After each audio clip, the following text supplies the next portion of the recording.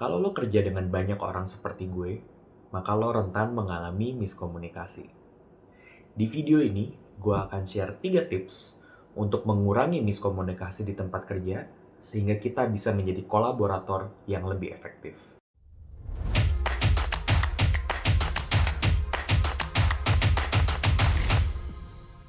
Udah 2 tahun belakangan ini, banyak kan dari kita kerja remote atau mungkin hybrid.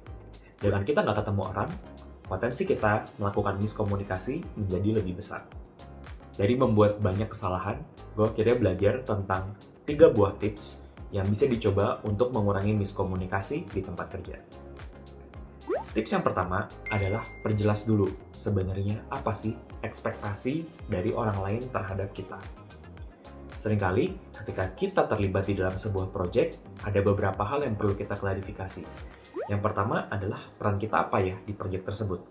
Apakah kita diminta menjadi leader, eksekutor, atau kolaborator? Karena dengan 3 hal tersebut akan beda banget peran yang kita mainkan. Kalau kita jadi leader, kita perlu bikin tuh timeline proyeknya dari A sampai Z. Kalau kita menjadi eksekutor, kita mungkin hanya perlu mengeksekusi beberapa aktivitas-aktivitas tertentu.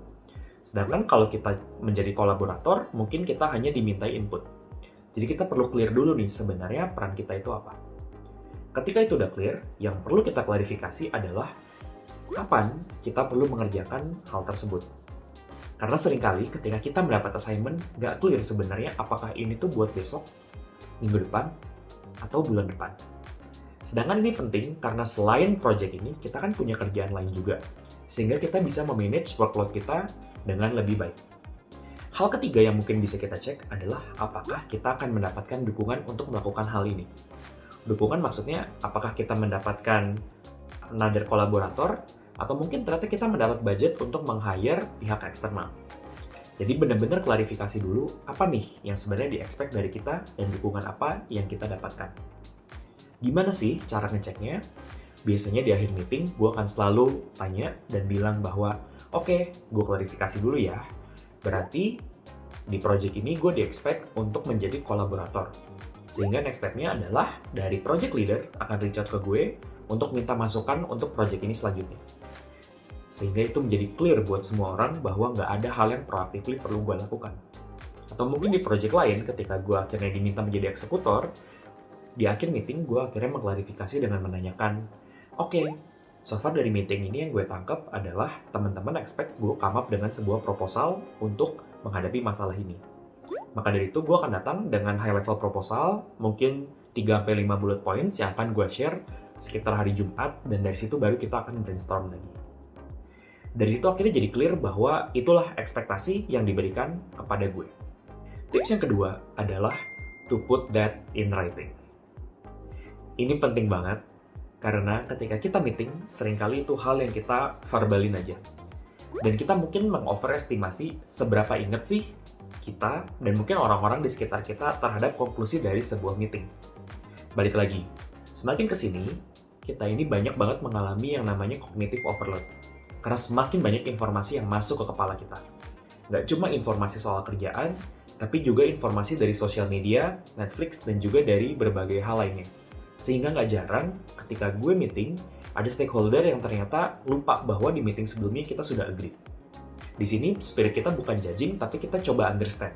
Karena seringkali orang-orang yang gue ajak meeting bareng adalah orang-orang yang sangat sibuk dan juga mengerjakan banyak proyek secara paralel. Jadi kalau memang kita ingin menjadi karyawan yang proaktif, yang bisa kita lakukan adalah to put that into writing.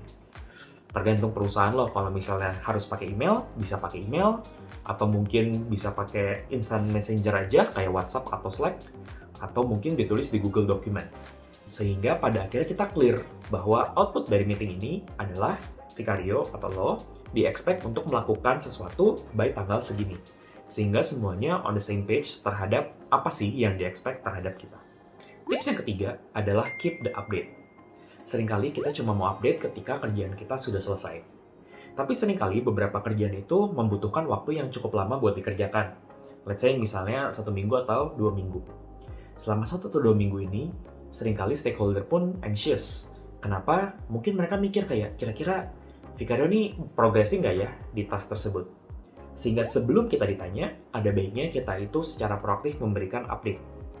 Nah, tergantung nih update-nya seberapa sering, karena itu tergantung banget culture dari perusahaan lo. Biasanya kalau gue ngerjain task yang di-expect untuk selesai dalam 2 minggu, gue akan memberikan update seminggu sekali. Sehingga project manager atau siapapun yang memberikan gue tugas tersebut tahu bahwa gue actually making progress dan sebenarnya gue on track.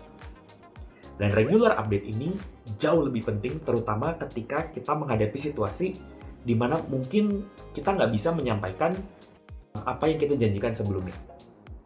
Kebiasaan buruk yang sering gue observe dan pernah gue lakukan juga adalah ketika gue tahu bahwa mungkin gue tidak berhasil memenuhi ekspektasi, gue akhirnya sembunyi dan berharap bahwa orang lupa aja. Well, di beberapa kasus mungkin gue beruntung karena ternyata beneran ada yang lupa, tapi di banyak kasus, it doesn't work. Dan itu bukan habit yang bagus, karena ketika pada akhirnya gue nggak bisa deliver, gue belajar bahwa akan jauh lebih penting dan jauh lebih respectful ketika gue come clean dan bilang bahwa, sorry, gue tahu bahwa di meeting sebelumnya gue udah janji gue akan bisa deliver ini by Jumat, tapi karena A, B, dan C, ternyata gue nggak bisa deliver by Jumat. Sehingga sebagai alternatifnya, gue akan melakukan X, Y, and Z. Seringkali stakeholder gue malah menjadi respect ketika gue come clean bahwa gue nggak bisa meet target, dan akhirnya kita malah jadi bikin workaround sama-sama. Daripada kalau gue diem aja dan berdoa mereka itu nggak paham. Itu dia 3 tips yang gue coba untuk mengurangi miskomunikasi. Kalau lo pengen dapet tips-tips lainnya seputar karir dan hidup, lo bisa lihat juga 2 video ini. See you in the next video.